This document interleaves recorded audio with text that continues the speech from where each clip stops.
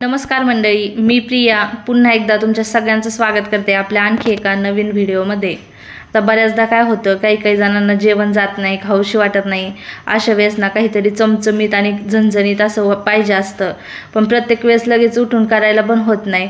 त्यासाठी आज मी तुम्हाला ह्या मिरच्याची रेसिपी दाखवणार आहे। 15 दिवस आरामात टिकतात फ्रीजमध्ये।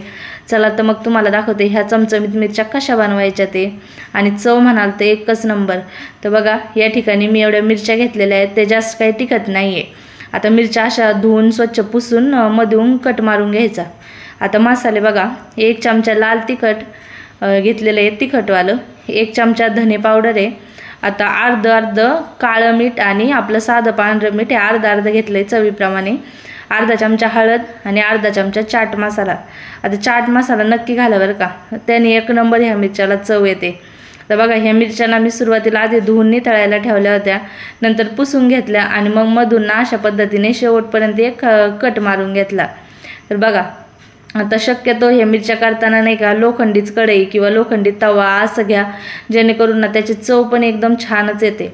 आता मी काय सुरुवातीला बघा तेल काय टाकलेलं नाही, त्याच्यामध्ये आपल्याला मिरच्या घालायच्या आणि बघा अशा पद्धतीने दाबून छान अशा मिरच्या आपल्याला थोडी डाग पडेस्तोवर भाजायच्यात। अशा पद्धतीने मिरच्या भाजल्या ना सुरुवातीला तेल न घालता, मग ते काय जास्त अंगावर पण उडत नाही, कारण त्यामधून कट केलेलं आहे। पण तुम्ही लक्ष देऊनच करा, एखादी मिरच्या असेल तर ते अंगावर उडू शकते। आता बघा, मिरच्या अशा भाजत आल्या की मग आपल्याला त्याच्यामध्ये 1 चमचा तेल घालायचे।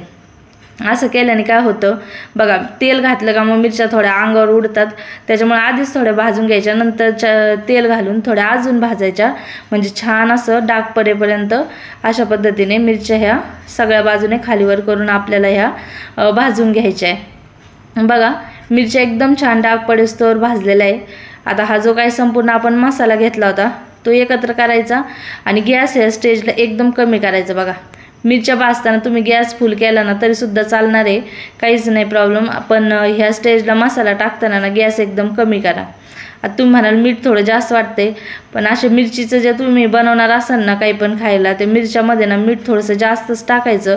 मग काय मीठ थोडं जास्त असेल ना तर काय तिखटपणा पण मरतोय मिरच्याचा आणि चव पण जास्त छान लागते। बघा, आता मसाले टाकून अजून 2 मिनटं परतलं की लगेच अजून 1 चमचा तेल घालून घ्यायचं। तेल थोडंसं जास्त घातलं जेणेकरून मिरच्या नाही का जास्त दिवस टिकतात। बघा, अशा पद्धतीने तेल घातलं, आणखीन 2 मिनटं परतून घेतलं। बघू शकता, अशा पद्धतीने संपूर्ण मसाला हा मिरच्यांना लागला पाहिजे असं आपल्याला ते परतून घ्यायचे। बघा, आपल्या मस्त चमचमीत आणि झणझणीत अशा मिरच्या बनवून तयार झालेल्या आहेत। तुम्ही सुद्धा ही रेसिपी एकदा घरी नक्की बनवा। दिसण्यासाठी जेवढे छान दिसतात आहे ना, खाण्यासाठी सुद्धा चव तशीच अप्रतिम आहे, एकच नंबर लागतात। 15 दिवस फ्रीजमध्ये ठेवा, आरामात राहतात। आता काय करायचं, गॅस बंद करायचा आणि त्याच्यानंतर आपल्याला त्याच्यामध्ये लिंबाचा रस घालायचा। 1 लिंबाचा रस घातलेला आहे मी या ठिकाणी। लिंबाचा रस घातल्यानंतर सुद्धा मिरच्या अजून टिकून ठेवायला मदत होते। आता लिंबाचा रस घालून संपूर्ण जिन्नस एकदा खालीवर करून घ्यायची, गॅस बंद करायचा। गॅस चालू ठेवताना जर लिंबाचा रस घातला ना तर मग तो नंतर कडवट लागू शकतो, त्याच्यामुळे लिंबाचा रस घालताना गॅस हा बंद करायचा। बघू शकता, पाहता क्षणी तोंडाला पाणी येते, अशा पद्धतीची ही रेसिपी झालेली आहे। तुम्ही सुद्धा ह्या मिरच्या एकदा ट्राय करून बघा आणि रेसिपी कशी वाटते मला नक्की कमेंट करून कळवा। आवडल्यास व्हिडिओला लाईक नक्की